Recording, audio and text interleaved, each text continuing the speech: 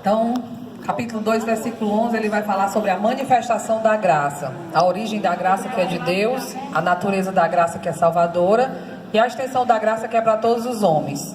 Os versículos 12 e 13, ele vai falar sobre a pedagogia da graça, o que é que a graça nos ensina, né? Aí no capítulo 3 ele vai falar da relação dos cristãos com as autoridades. Os cristãos não devem se relacionar positivamente apenas com os irmãos na fé, mas com todos os não crentes. Aí ele fala de 4 atitudes que um cristão deve cultivar no trato com os não crentes. A primeira é não destruir a reputação das pessoas. Segunda, não destruir o relacionamento com as pessoas. Terceiro, não cavar abismo, mas construir pontes de contato com as pessoas. E o quarto, não lutar pelos próprios direitos, mas entregá-los a Deus. Então, ao contrário do que muitas pessoas pensam, nós não devemos ter uma atitude de total afastamento daqueles que não são crentes. Até porque a gente nunca os ganharia para o Senhor dessa forma, né? O que nós não podemos é caluniar as pessoas, cavar um abismo de modo a ser inacessível a elas, né? Ou viver brincando atrás da nossa razão, do nosso direito, mas sermos um exemplo, um modelo, um porto seguro, para quando alguém no trabalho estiver atribulado, a primeira pessoa que ele vai lembrar de pedir oração é você. Quando alguém precisar de uma palavra de Deus, a primeira pessoa que ele vai procurar é você, porque tem você como um servo de Deus, alguém que tem Deus na vida, né? Aí depois ele vai falar da relação do cristão com Deus. E ele vai falar aqui, dar uns conselhos a Tito sobre a relação de Tito com as pessoas. Aí ele aconselha ela a evitar discussões sem proveito, a disciplinar as pessoas facciosas, depois de admoestá-los a primeira e a segunda vez, que ele já está dando conselhos pastorais a ele, né? Ele deveria encontrar-se com Paulo em Nicópolis. Paulo estava fazendo uma troca de obreiro, enviando Ártemas ou Tíquico para ocupar o lugar de Tito em Creta, para assim trazer Tito notícia de como Corinto tinha recebido a sua segunda carta e reagido diante do pedido de donativos aos pobres. Não se sabe, porém, se Tito ficou com Paulo muito tempo. Então, Paulo fez essa troca aqui temporária para que Tito fosse resolver aquele bucho lá da igreja de Corinto, né? Também encaminhar Zenas e Apolo. Paulo encaminha com diligência Zenas, o intérprete da lei, e Apolo, e pede a Tito que não lhes falte coisa alguma. As igrejas de Creta deveriam suprir as necessidades nessa nova viagem que estavam para iniciar. Então ele está encaminhando aqui esses obreiros e aconselhando a igreja para cuidar desses obreiros, para que não faltasse nada a eles. Apolo era um mestre bem conhecido na igreja, né, um grande orador, e Zenas é chamado de intérprete da lei, que era um escriba na época, né? Então, alguns estudiosos acham que ele era um rabino judeu convertido a Cristo ou advogado. Se for advogado, ele era o único advogado encontrado no Novo Testamento. E o outro motivo era estimular os crentes a praticarem as boas obras e exortar a demonstrar pelas boas obras a salvação, né? Ou seja, aquela coisa de quem é salvo, nós não somos salvos pelas boas obras, mas quem é salvo demonstra as boas obras, né? Gostaria de encerrar essa carta falando de 4 coisas que devemos relembrar. Ele traz aqui no capítulo 3 4 coisas que devem ficar no nosso coração. Relembre o que devemos fazer. O cristão deve ser obediente e submisso, não causador de problemas. É o que está lá no capítulo 3, versículo 1 e 2. Relembre o que nós fomos, no versículo 3. Somos prisioneiros do diabo, do mundo e da carne. Estávamos condenados e perdidos. Tá? O microfone se desviar. Versículo 4 ao 7. Relembre o que Deus fez por nós. Perdoou os nossos pecados e nos salvou pela sua generosa graça. E do versículo 8 ao 11, relembrar o que Deus espera de nós. A prática de boas obras é um dos assuntos principais dessa carta, viu, queridos? A prática de boas obras é um dos assuntos principais da carta de Tito. Amém? Ao vivo. Comecei a ficar te mal, você está dando só tudo.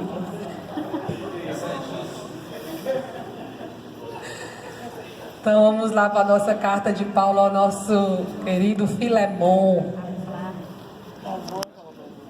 Essa carta, ela fala sobre vida, ela nos mostra muito que vida cristã é relacionamento, né?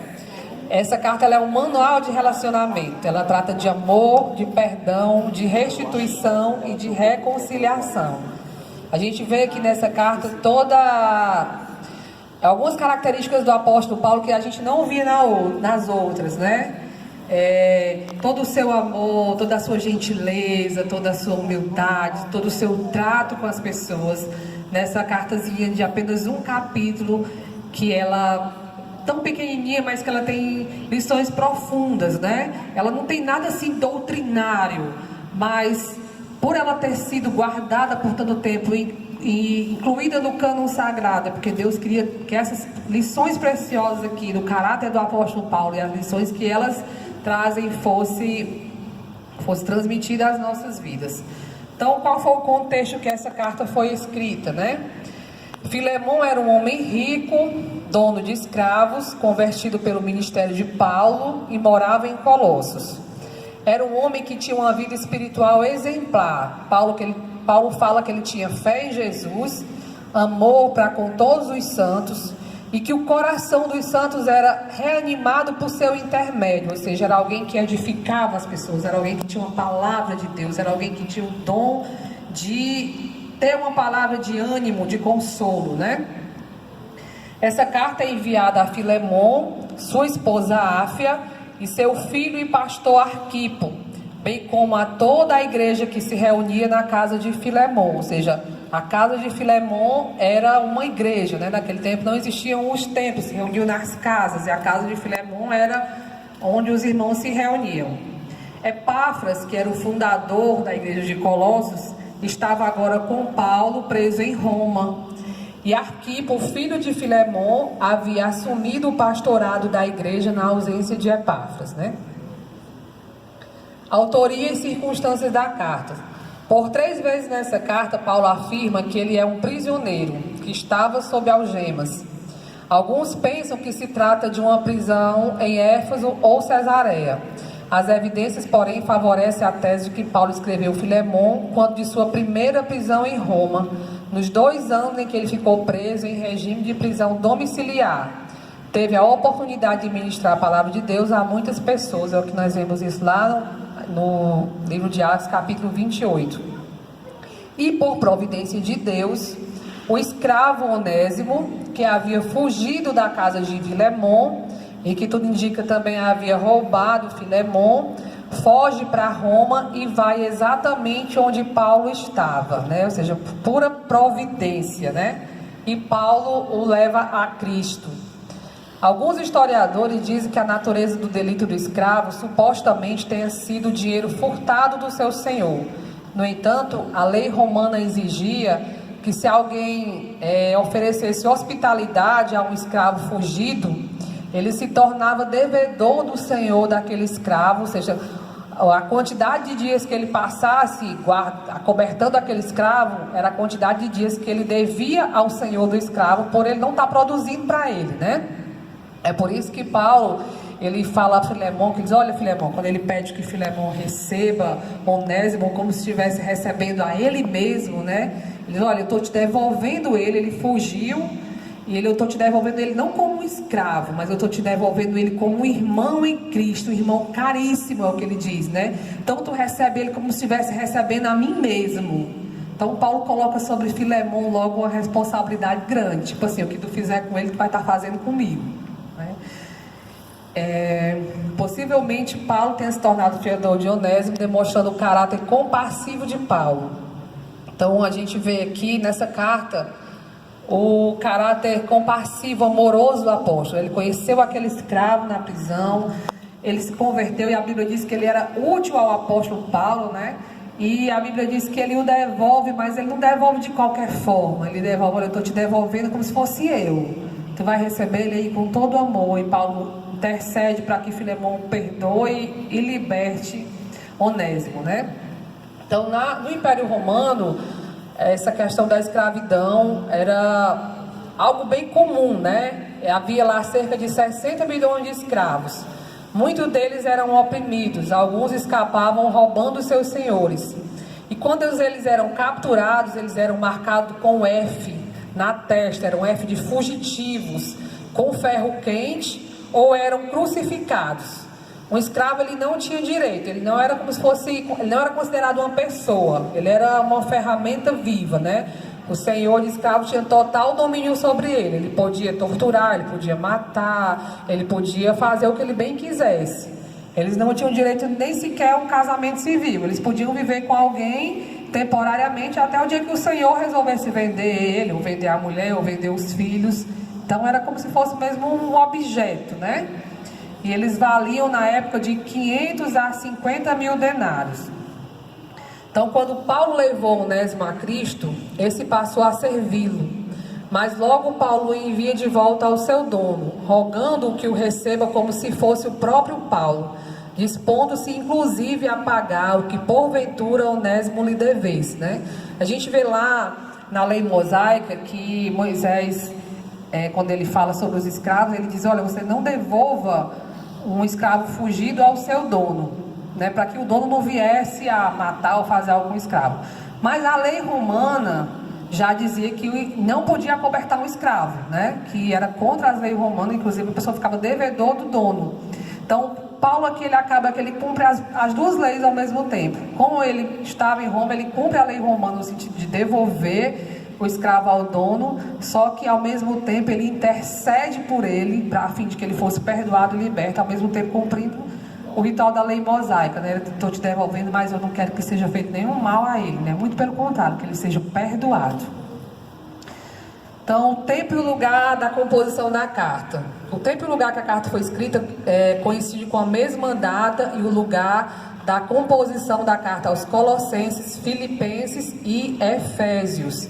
Ou seja, cartas da prisão.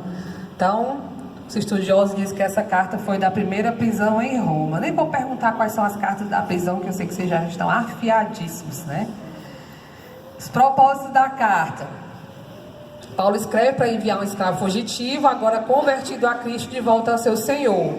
O Evangelho o havia libertado espiritualmente, mas não o dispensava dos seus deveres sociais, né? Como nós vemos hoje em dia, muitas vezes alguém se converte lá no presídio, depois de ter praticado vários crimes.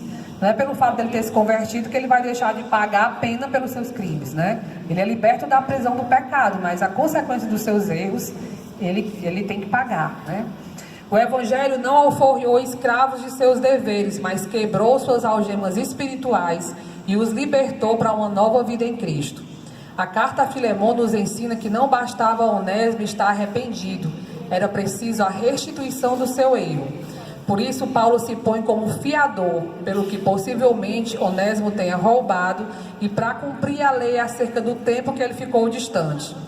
A carta a Filemão é uma revelação da graça, pois se Onésimo antes era alvo de severa disciplina, agora ele deveria ser recebido como se fosse o próprio apóstolo Paulo em pessoa. Então a tônica dessa carta é o perdão. Filemão deveria perdoar aquele a quem Deus havia perdoado. Filemão não deveria punir, porque em Cristo já havia sido castigado na cruz. E as principais ênfases dessa carta. Primeiro é o poder do Evangelho. O Evangelho é o poder de Deus para a salvação de todo aquele que crê. Então, o Evangelho, ele rompe as barreiras, quebra todos os preconceitos, alcança todas as ramificações sociais, transforma o homem do palácio da choupana, né, o da casa grande e o da senzala. Não existe limites para o Evangelho, não existe preconceitos para o Evangelho, não existe posição social, nem acepção de pessoas no Evangelho. A outra ênfase é a igualdade do Evangelho. No reino de Deus todos são iguais, são membros da mesma família, são irmãos. Filemão deveria receber Onésimo não mais como escravo, mas como irmão amado. A providência do Evangelho. O escravo Onésimo, preso em Roma, se tornou filho na fé do apóstolo Paulo e o servia na prisão, e um relacionamento de pai para filho foi desenvolvido entre o apóstolo dos gentios e o escravo convertido. A providência de Deus trilha o encontro de Onésimo com Cristo, e quando ele pensou que havia chegado o seu fim em Roma, que uma vez que ele tinha sido preso, né, ele ia acabar uma hora sendo devolvido ao seu senhor para ser morto ou castigado, né? Aguardando a sentença decretada pelo seu senhor, Deus lhe estende a mão e ele foi salvo. Ou seja, quando ele chegou do fundo do poço, que ele disse, agora acabou para mim. Eu escapei, mas fui pego. Ele é salvo pela graça do Senhor, né? E a outra ênfase dessa carta é o perdão do Evangelho. A carta de Paulo a Filemon é um grande compêndio acerca do perdão. Ela nos mostra que aqueles que foram perdoados devem perdoar. Aqueles que foram libertos por Cristo devem despedaçar todo o jugo. Aqueles que foram alvo da graça precisam ser canais dessa graça. Aqueles que experimentaram o amor de Deus devem distribuir com generosidade esse amor. E a outra ênfase que é a vitória do Evangelho. A carta de Filemon mostra a vitória do Evangelho sobre o pecado. O pecado ele afasta, o Evangelho aproxima. O pecado traz prejuízo, o Evangelho faz restituição. O pecado produz tristeza e decepção. O Evangelho promove alegria e contentamento. O pecado ele torna as pessoas prisioneiras e o Evangelho as faz livres. Ok, pregadores de plantão, vão anotando aí os sermões, viu? E essa carta tem algumas lições preciosas que nós extraímos para nossas vidas, irmãos. A primeira, está lá do versículo 4 ao 7. Nunca perca uma oportunidade para elogiar sinceramente as pessoas. Paulo destaca o relacionamento de Filemon com Deus e com os irmãos. Então Paulo ele já começa aqui elogiando Filemon. Não porque ele estava babando Filemon, querendo que Filemon perdoasse Onésimo, mas como você vê em todas as cartas dele, quando ele se refere aos seus cooperadores, Paulo sempre traz um elogio com alguém. Paulo sempre destaca a qualidade de alguém, né? Paulo destaca a fé que Filemon tinha, que era demonstrada pelas obras. Paulo enaltece os efeitos do amor de Filemon na vida das pessoas. E a segunda lição que a gente aprende aqui: nunca você é tão grande como quando você é humilde. Então nós vemos isso aí em todos esses versículos. Paulo não se apresenta como apóstolo, mas como prisioneiro de Cristo. Ele poderia começar escrevendo cartas, né? Paulo, apóstolo de Jesus Cristo, mostrando toda a sua autoridade apostólica, mas ao contrário, ele se apresenta como um prisioneiro do Senhor. Ele pede como favor aquilo que ele poderia ordenar como um direito. Então, como o pastor, o líder espiritual de Filemon, Paulo poderia simplesmente dizer: olha, Filemon, eu encontrei Onésimo aqui na prisão, ele se converteu ao Senhor, hoje ele é extremamente útil a mim e eu vou ficar com ele aqui me servindo, ou eu vou mandar ele, mas eu quero que você o liberte. Não, mas ele pede, ele roga, né, mostrando toda a humildade do apóstolo no trato com os seus cooperadores, né? E a terceira lição é nunca perca a oportunidade de ser um pacificador. Nós vemos isso do versículo 7 ao 16. Ele começou apelando pela reputação de Filemon como um homem que abençoava as pessoas. Ele usou a linguagem do amor em vez da autoridade apostólica para sensibilizar Filemon. Ele usou o fato da conversão de Onésimo para mover o coração de Filemon. Usou o argumento da mudança na vida de Onésimo. Ele disse: olha, ele antes era inútil, mas hoje ele é útil a mim e útil a ti. Inclusive o significado de Filemon é útil, né? Ele usou o argumento da providência divina e usou o argumento do seu profundo amor por Onésimo. Então, ele usou todos esses argumentos aqui para pacificar, para trazer ao coração daquele senhor que com certeza estava se achando injustiçado por aquele escravo que fugiu, que roubara, mas para trazer brandura ao seu coração, para que ele pudesse perdoar aquele escravo, né? E a quarta lição: nunca desista de ver o poder do Evangelho prevalecendo na vida das pessoas. Versículos 17 ao 25. Precisamos aprender que não existem pessoas mais importantes do que outras. Precisamos aprender a nos identificar com as falhas das pessoas. Precisamos exercitar tanto a restituição quanto o perdão. Ou seja, a gente não diz: fulano, às vezes a gente tem pessoas que são tão difíceis que a gente, tem hora que a gente vira quase calvinista, né? De assim, não, às vezes eu digo para o Silvério: fulano ali não tem jeito não, ele está destinado para o juízo. Desonra. E minha filha, você dá calvinizada, né? Mas é porque tem gente que a gente peleja tanto, irmãos, mas a gente vê aqui nessa carta de Filemon que a gente nunca deve existir, né? Que nunca tem pessoas difíceis para o Senhor. E que nós devemos exercitar tanto a restituição quanto o perdão. Nós vemos no exemplo de Zaqueu, quando ele se converteu, que ele, hoje eu sou nova criatura, tudo que eu roubei ficou para trás, vai ficar comigo mesmo. A primeira preocupação de Zaqueu foi restituir 4 vezes mais aquilo que ele tinha roubado das pessoas. Então a gente vê que a importância da restituição junto ao perdão.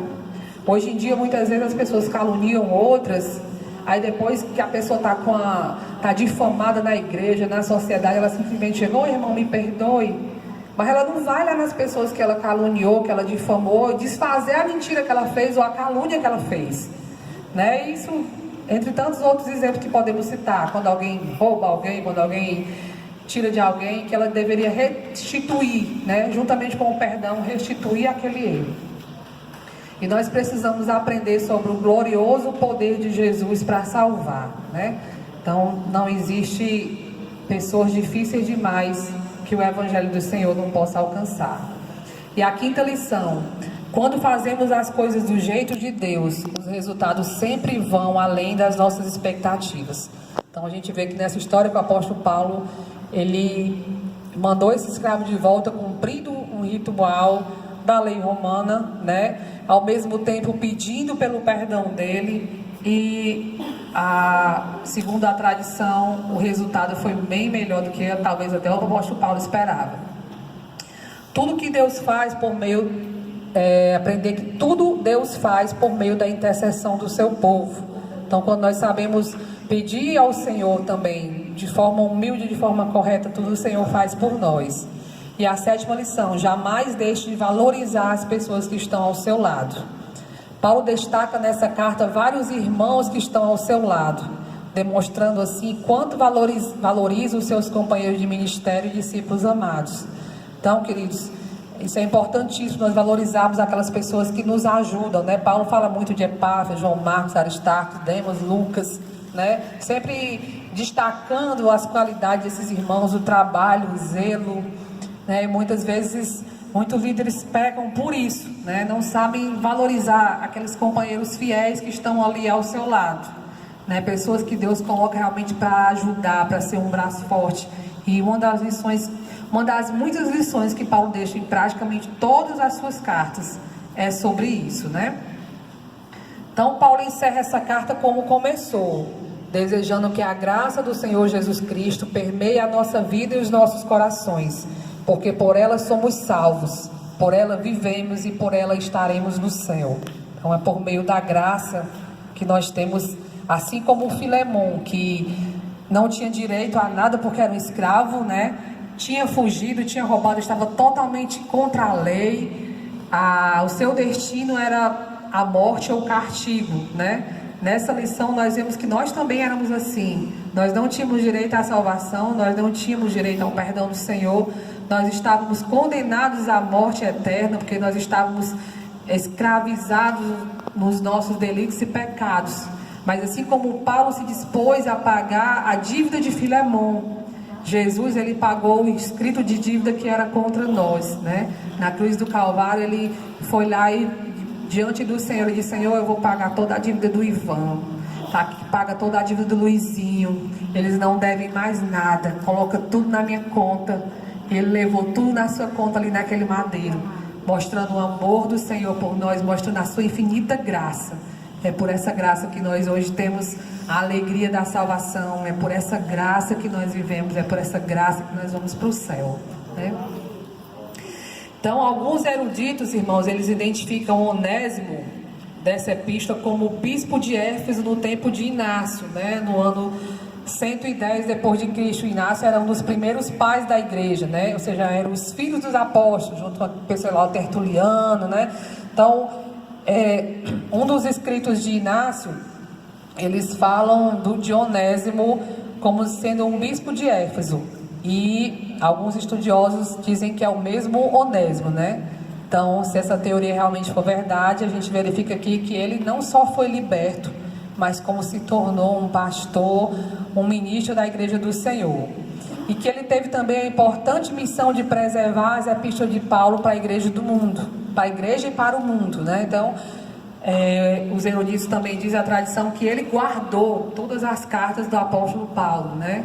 Acredito que também por gratidão ao que Paulo fez por ele teve esse cuidado de guardar, até que essas cartas foram juntadas e canonizadas, e esse Filemon, ele teve essa importante missão de guardar e preservar essas cartas para que hoje elas estivessem diante de nós.